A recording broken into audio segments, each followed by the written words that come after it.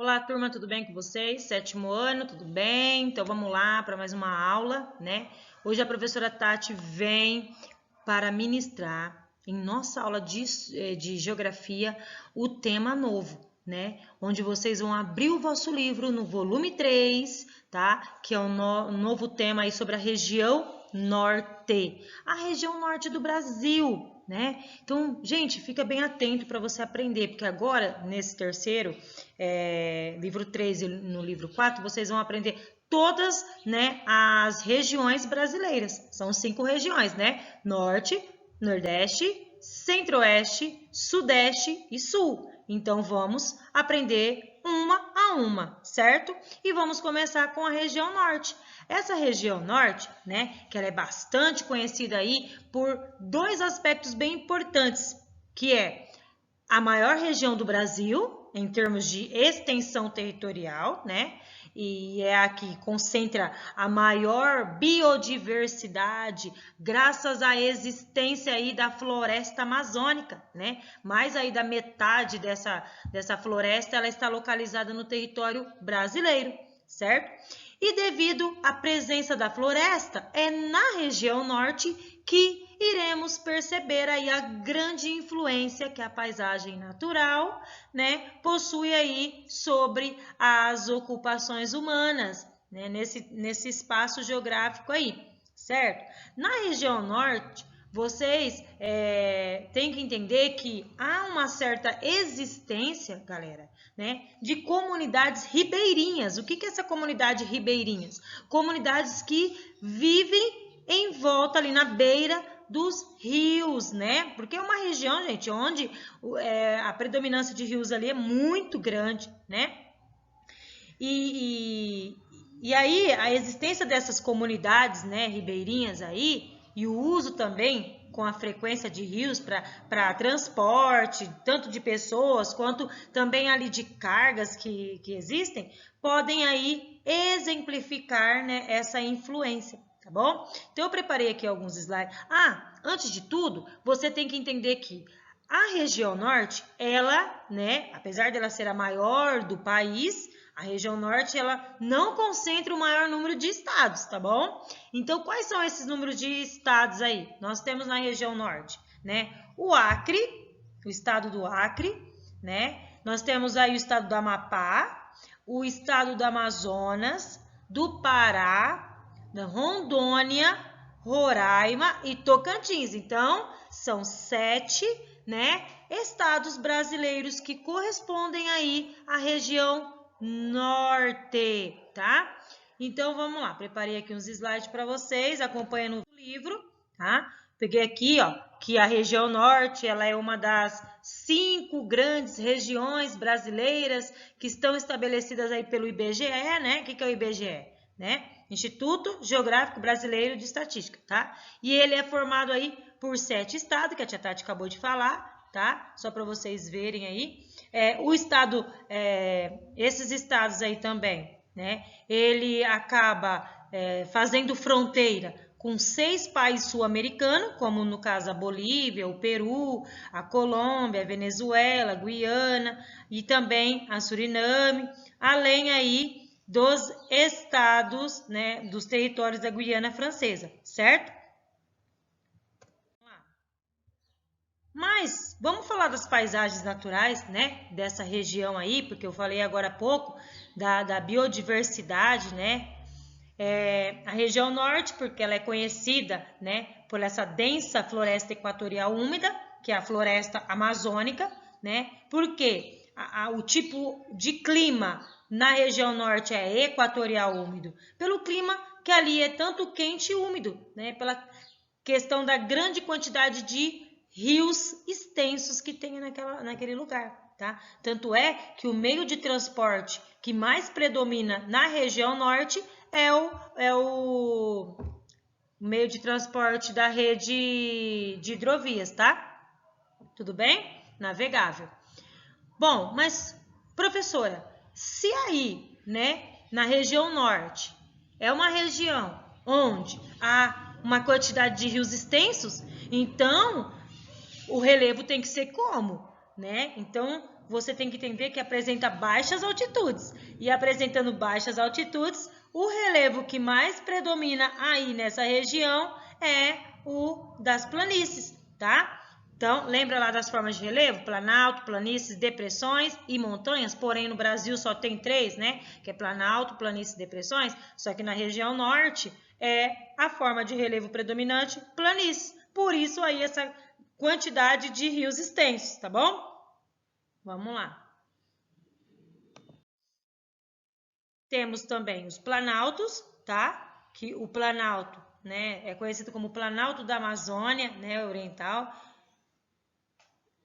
Vamos lá. Temos também aí as depressões, né? As depressões.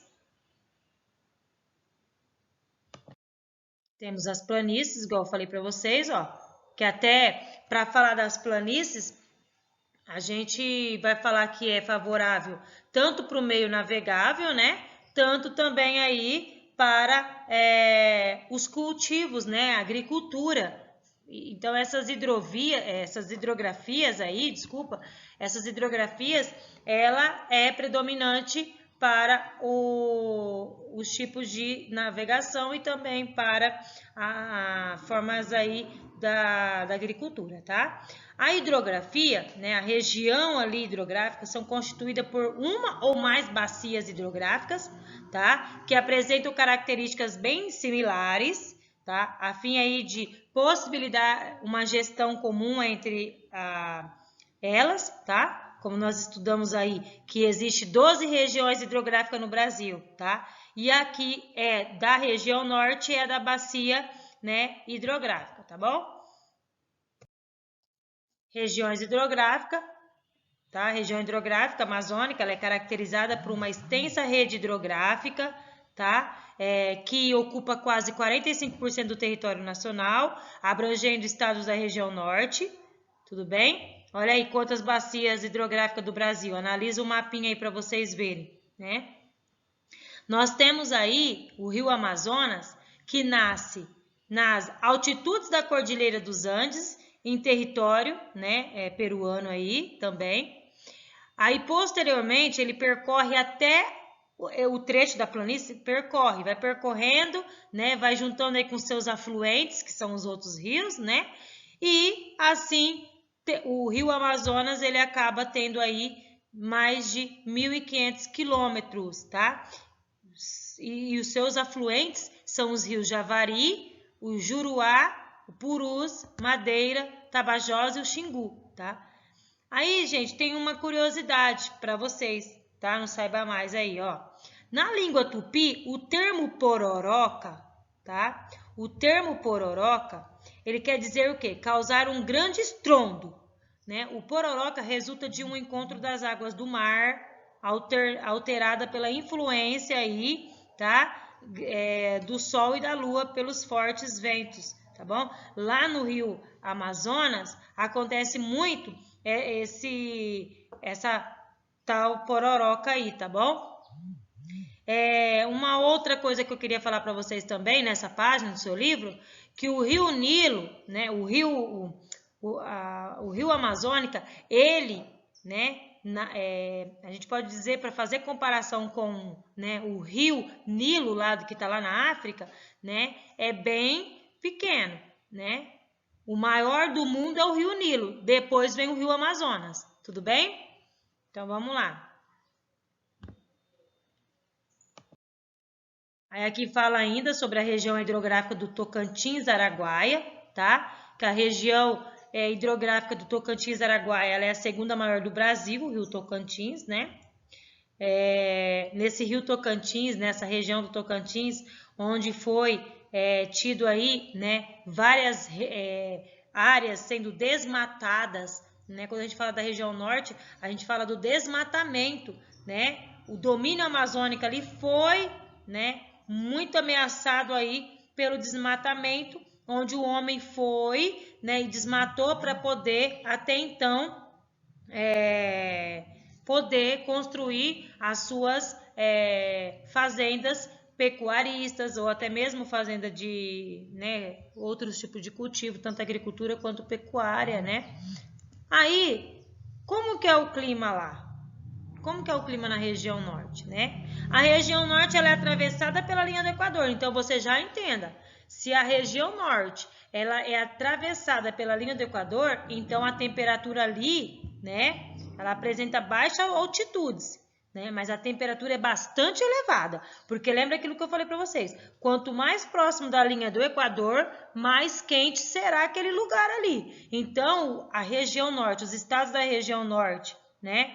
Principalmente o Amazonas ali, né? Depois vem Roraima, o Acre ali, é muito quente essa região aí, tá? Por quê? Porque eles estão sobre aí a linha do Equador, tá? A região mais chuvosa do Brasil está ali, né? Por isso aí a densidade, né, dessa floresta, essa grande quantidade de rios, porque a região do Brasil que mais chove é a região norte, tá? Então deu para você entender o porquê que tem uma quantidade ali tanto de rios, tá?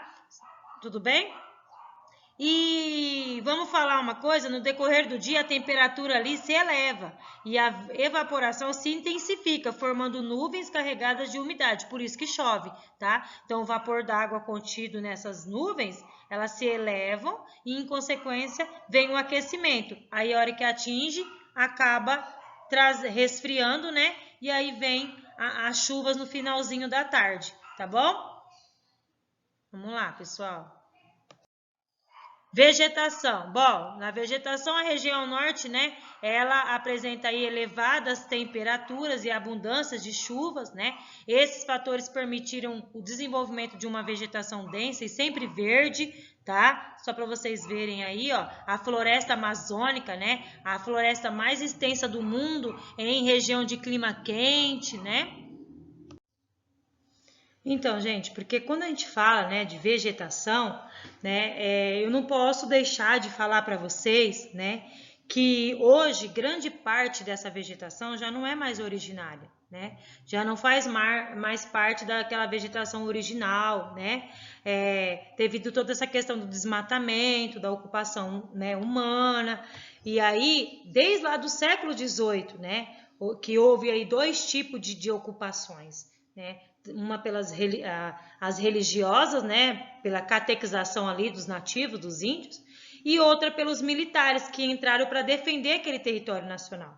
Então, já aí no século XIX, XX, né, houve-se novas moradias ali, começaram a surgir por motivos econômicos, sociais, né, devido a toda aquela exploração da borracha ali no interior da Amazônia, né, e também os japoneses, quando vieram, eles se concentraram ali no Pará, né? Para explorar até então a borracha, tá? Então a exploração da borracha, ela foi um fundamento para o povoamento dessa região norte, né?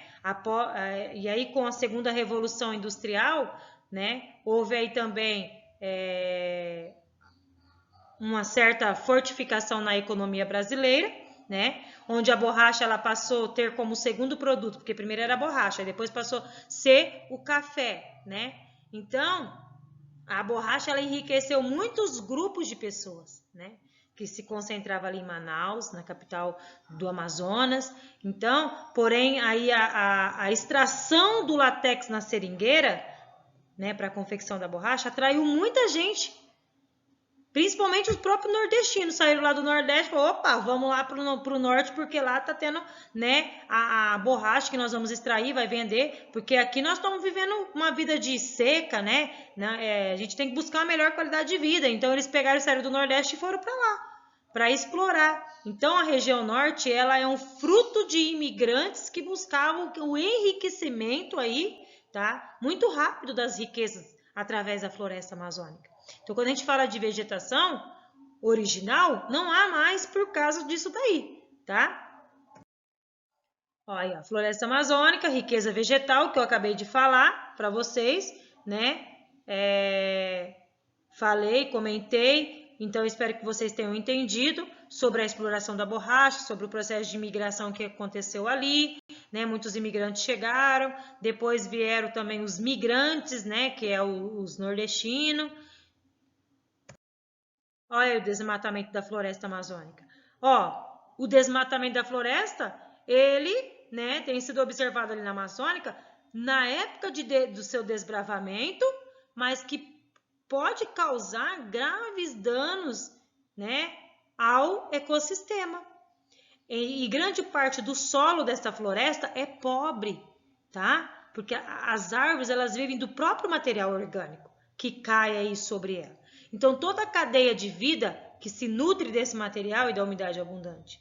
Então, além disso, vive na Amazônia aí, centenas de comunidades que dependem da floresta para sobreviver, como no caso os indígenas, no caso os quilombolas, os seringueiros, os ribeirinhos, né? Então, essas comunidades, elas sobrevivem da floresta amazônica. Então, a floresta amazônica, ela, né, é um grande sustento aí para essas pessoas. Então, quando a gente fala de a floresta amazônica tem uma grande influência sobre o clima brasileiro, tem sim. Por quê? Porque grande parte da umidade do ar que evapora ali da Amazônica, que dá origem ali daqueles rios que tem ali, influencia nas condições de chuva do nosso país. Se haver um desmatamento, olha só, vai haver poluição, vai subir a temperatura, vai ter o aquecimento global, vai trazer um certo desequilíbrio aí para a temperatura, né? Então, a importância aí de preservar a vegetação, seja ela na floresta amazônica ou seja ela em qualquer lugar, tá? Porque uma vez que você desmatou, uma vez que você tirou aquela planta dali, aquela vegetação dali, vai te trazer prejudicação aí no clima do seu país e você, consequentemente, vai ser também, né, atingido, certo?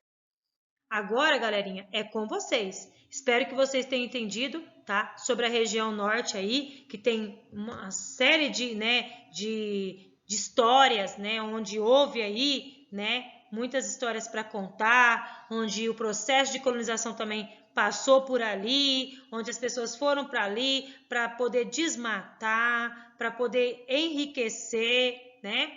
Então, entenda aí sobre o relevo que eu expliquei para vocês, o clima, né, a vegetação.